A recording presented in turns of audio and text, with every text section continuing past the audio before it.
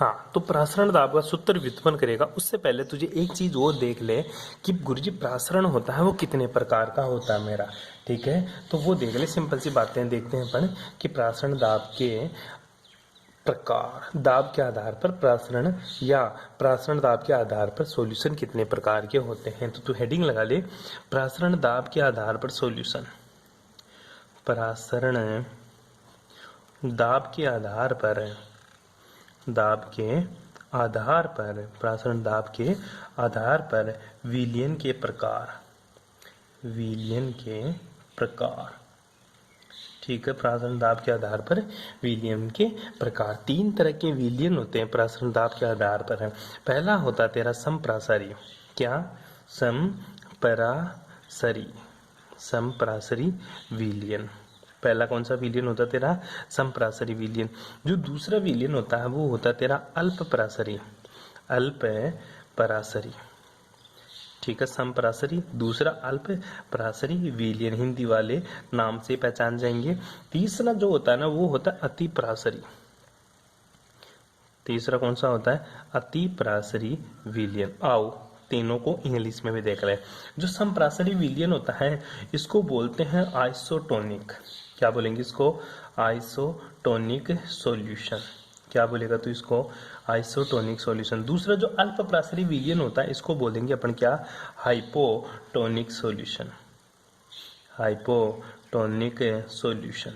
ठीक है, जो तीसरा सॉल्यूशन होता है तेरा इसको बोलेगा तू हाइपरटोनिक सॉल्यूशन। क्या बोलेगा?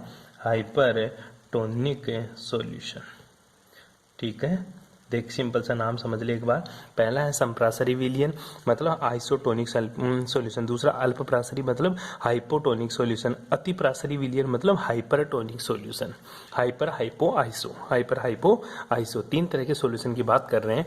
ठीक है, जो समप्रासरी विलयन है इसका मतलब क्या होता है गुरुजी? देख ले, जो समप्रासरी विलयन है, समप्रासरी मतलब समान प्रासरण दाब। समप्रासरी का मतलब पहला लगा दे, समपरासरी, समपरासरी विलयन। हेडिंग लगा लो सभी, समपरासरी विलयन। और समपरासरी विलयन में क्या लिखिएगा गुरुजी? ऐसा विलयन जिसमें प्रासरण दाब क्या हो? समान हो। तो अब जो ऑस्मेटिक प्रेशर होगा, ठीक है, तो इसके बारे में क्या लिखिएगा गुरुजी? Equal osmotic pressure, equal osmotic pressure क्या कहलाता है? ठीक है, आइसोटोनिक सॉल्यूशन कहलाएगा। ठीक है, क्या कहलाएगा? Isotonic solution. दूसरा जो बात होती है मेरी, वो दूसरा जो सॉल्यूशन है वो है तेरा अल्पप्रासरी विलयन। क्या है? अल्पपरासरी, अल्पपरासरी विलयन। ठीक है, इंग्लिश में क्या बोलेंगे इसको? Hypotonic solution. और जो अल्पप्रासरी विलयन है ना वो क्या होता है गुरुजी? वे विलयन जिनमें प्रासरण दाब अपेक्षाकृत निम्न होते हैं, अर्थात जिनकी सांद्रताएं निम्न होती हैं। क्या कहलाते हैं? अल्पप्रासरी विलयन। सिंपल सी बात होती है गुरुजी, इसमें प्रासरण दाब क्या होता है? कम होता है, अर्थात उसकी सांद्रता क्या होगी? कम होगी। ठीक है, कहना क्या चाहता है ये कि एक तरफ लेख, इधर मैंने एक सॉल्यूशन ले लिया, यहाँ पे मैंने एसपीएम लगा दी। ठीक है, इधर मैंने क्या ले लिया? दूसरा सॉल्यूशन ले लिया। बीच में क्या लगा दी? दोनों के बीच में गुरुजी मैंने एसपीएम लगा दी। ठीक है, इसकी कंसंट्रेशन क्या है? हाई, बड़ा कंसंट्रेशन है। ठीक है, इसकी कंसंट्रेशन क्या है गुरुजी? कम है। इसकी कंसंट्रेशन क्या है? कम है। अल्पप्रासरी हाइपोटोनिक सॉल्यूशन, इंग्लिश में क्या बोलेंगे इसको? Hypotonic solution. ठीक है, अब सिंपल सी बात कर, मतलब कहना क्या चाहता है? इसकी कंसंट्रेशन क्या होती थी? उच्च कंसंट्रेशन होती थी। इसकी कंसंट्रेशन क्या होती थी? निम्न होती थी। ठीक है, अब मैं चाहता हूं हाइपोटोनिक हो। हाइपोटोनिक का मतलब इसमें जो प्रासरण की प्रक्रिया है वो बहुत कम हो। तो बहुत कम कब होगी प्रासरण की प्रक्रिया गुरुजी? जब दोनों की कंसंट्रेशन लगभग बराबर हो जाए ना तो वो अल्पप्रासरी होगा। मतलब इसकी कंसंट्रेशन इतनी ज्यादा उच्च नहीं हो, मतलब इसकी जो कंसंट्रेशन है ना वो कम हो, लेस हो, मतलब लेस कंसंट्रेट हो। इसकी तुलना में तो थोड़ा ज्यादा कंसंट्रेट हो लेकिन कम हो। कहना क्या चाहता हूं मैं कि इसके मॉलिक्यूल्स तो बिल्कुल पास पास नहीं है, दूर दूर है, लेकिन इसके मॉलिक्यूल्स थोड़े थोड़े दूर दूर ही हो बस। आई बात समझ में? मतलब इसकी कंसंट्रेशन लेस हो, ठीक है, लेस हो, और इससे तो ज्यादा होनी चाहिए, लेकिन इतनी भी ज्यादा नहीं होनी चाहिए, थोड़ी सी की ज्यादा हो, तो वहां पे जो परासरण की प्रक्रिया होगी ना वो बहुत ही अल्प होगी। क्या होगी? बहुत ही अल्प। तो वे विलयन जिनमें परासरण दर अपेक्षा करते निम्न हो। क्यों? अगर तू इसमें इधर परासरण की प्रक्रिया निम्न होगी, क्यों? क्योंकि इसकी सांद्रता और इसकी सांद्रता में ज्यादा फर्क नहीं है। मतलब अगर इसकी कंसंट्रेशन 10 एम है तो इसकी कंसंट्रेशन कितनी है? 9, सॉरी, इसकी कंसंट्रेशन 9 एम है तो इसकी कंसंट्रेशन कितनी है गुरुजी? 10 एम। तो ज्यादा फर्क नहीं है, थोड़ा सा ही फर्क है, पर परासरण तो होगा, क्योंकि परासरण की प्रक्रिया क्या होती है? निम्न कंसंट्रेशन से उच्च कंसंट्रेशन की ओर होती है। तो इधर 10 है, इधर 9 ही है, तो परासरण की प्रक्रिया होगी। लेकिन ध्यान दे कि परासरण की प्रक्रिया गुरुजी कम होगी, और कम होगी तो तेरे को ऊपर से जो प्रेशर लगाना पड़ेगा ना वो भी क्या होगा गुरुजी? कम ही लगाना पड़ेगा। ऊपर से जो प्रेशर लगाना पड़ेगा वो भी लेस ही लगाना पड़ेगा। ये समझाने के बेसिस पे बताऊं, तेरे को डायग्राम नहीं बनाना, सिर्फ डेफिनेशन लिखनी है कहीं। वे विलयन जिनमें परासरण दाब अपेक्षाकृत निम्न हो, जो परासरण दाब है, परासरण मतलब ऑस्मोटिक प्रेशर, परासरण दाब है ना वो क्या होना चाहिए गुरुजी? निम्न होता है। अल्प परासरी में परासरण दाब क्या होता है? निम्न होता है। अर्थात उसकी जो सांद्रता होती है ना वो क्या होती है गुरुजी? निम्न होती है। सांद्रता निम्न होती है। क्या कहलाता है? अल्प परासरी विलयन। क्या कहलाता है? अल्प परासरी विलयन। अब जो तीसरा विलयन है तेरा वो देख कौन सा है? जो तीसरा विलयन है वो तेरा है क्या? अति परासरी विलयन। अति परासरी विलयन। अति परासरी विलयन, सिंपल सी बात है। अति परासरी विलयन को क्या बोलेंगे? हाइपर, क्या रे? Hypertonic solution. Hypertonic solution. अब देख यहाँ पे तो कंसंट्रेशन क्या थी? निम्न था, और परासरण दाब भी क्या था? निम्न। क्यों? अल्प परासरी था, अब ये ज्यादा हो रहा है। अति परासरी तो वे विलयन जिनमें परासरण दाब क्या हो? अपेक्षा करते उच्च, अर्थात उच्च सांद्रता वाले विलयन अति परासरी विलयन कहलाते हैं। मतलब इसकी सांद्रता अब क्या होनी चाहिए? बिल्कुल गाड़ी गाड़ी होनी चाहिए। बना के देख ले फिर से, ये मैंने एसपीएम लगा दिया बीच में, ठीक है। अब इसकी कंसंट्रेशन बिल्कुल गाड़ी गाड़ी होनी चाहिए, उच्च कंसंट्रेशन हो। उच्च कंसंट्रेशन होगा तो क्या होगा गुरुजी? इधर कंसंट्रेशन क्या हो? बहुत ही कम हो। अगर बहुत ही कम होगी तो इधर प्रक्रिया बहुत फास्ट होगी, परासरण दाब की प्रक्रिया बहुत फास्ट होगी। इसी को क्या बोलेंगे? अति परासरी विलयन। अगर परासरण की प्रक्रिया फास्ट है, बहुत ज्यादा परासरण हो रहा है, तो दाब भी तेरे को क्या लगाना पड़ेगा? उच्च ही दाब लगाना पड़ेगा। क्या लगाना पड़ेगा? उच्च दाब लगाना पड़ेगा। ऐसे विलयन क्या कहलाते हैं मेरे? अति परासरी विलयन कहलाते हैं। तो डेफिनेशन क्या लिखिएगा? वे विलयन जिनमें परासरण दाब अपेक्षा करते उच्च हो। क्या? परासरण दाब क्या होना चाहिए? अपेक्षाकृत उच्च हो। क्या? अपेक्षाकृत उच्च हो। क्या कहलाएंगे?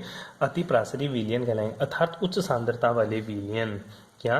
उच्च सांद्रता वाले विलयन। उच्च सांद्रता वाले विलयन क्या होते हैं गुरुजी? अति परासरी विलयन कहलाते हैं। उच्च सांद्रता वाले विलयन क्या कहलाते हैं? अति परासरी विलयन कहलाती है। अतः भिन्न भिन्न परासरण दाब वाले विलयन और विलायक के अणुओं का प्रवाह अल्प परासरी विलयन से अति परासरी विलयन की ओर होता है। ये तेरे परासरण के प्रकार हो गए कि कौन कौन से मेरे परासरण होते हैं, ठीक है। अब इसके बाद भी जो बातें करेंगे ना वो परासरण दाब के विभिन्न नियम या परासरण दाब का फॉर्मूला, सूत्र की व्युत्पत्ति, दोनों बात एक ही है।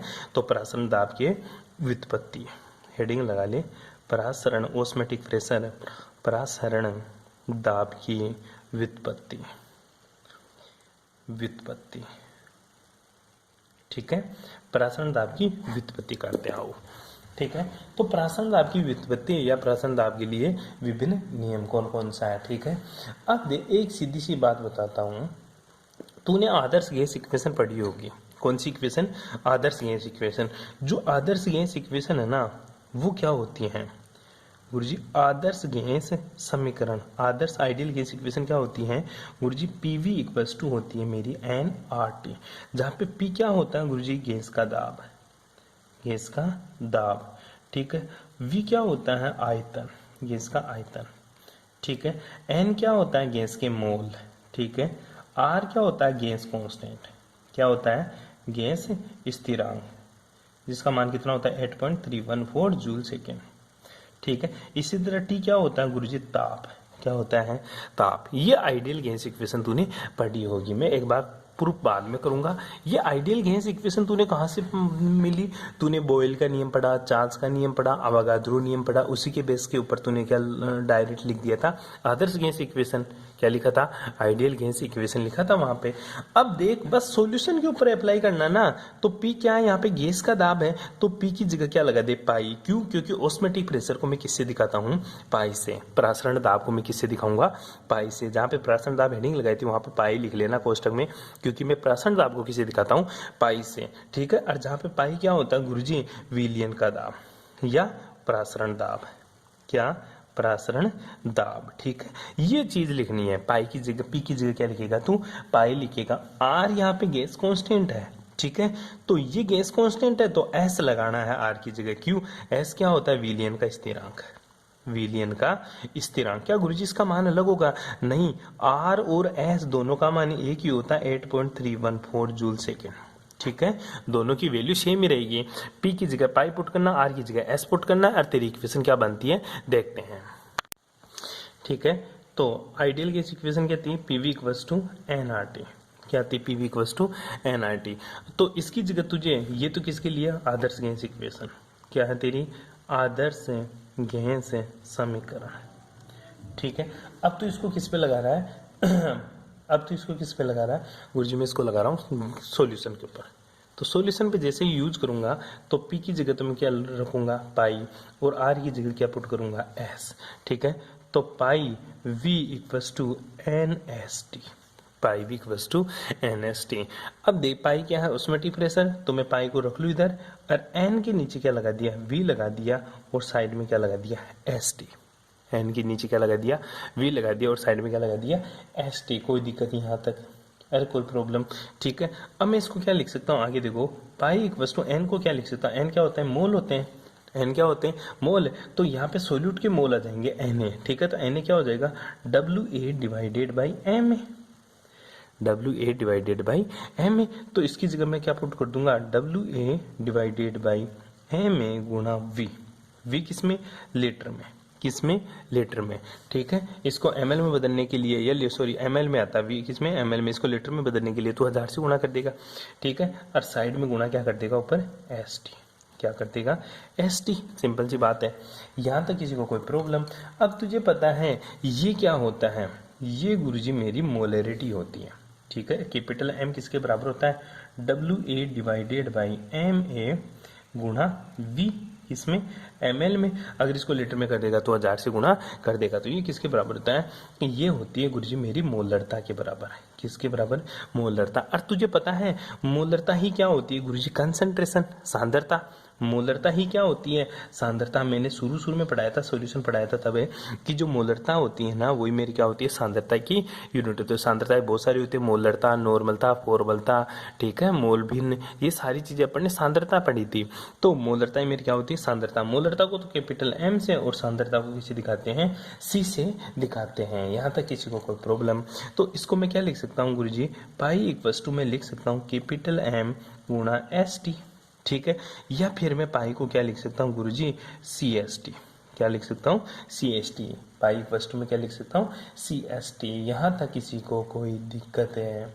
ठीक है, यही क्या है? प्रासरण दाब समीकरण। क्या है? प्रासरण दाब समीकरण। क्या है मेरी? प्रासरण दाब समीकरण। यहाँ तक किसी को कोई दिक्कत है? सिंपल सी बातें ये अपन ने कर ली। यहाँ तक कोई प्रॉब्लम? यहाँ तक किसी को कोई दिक्कत है?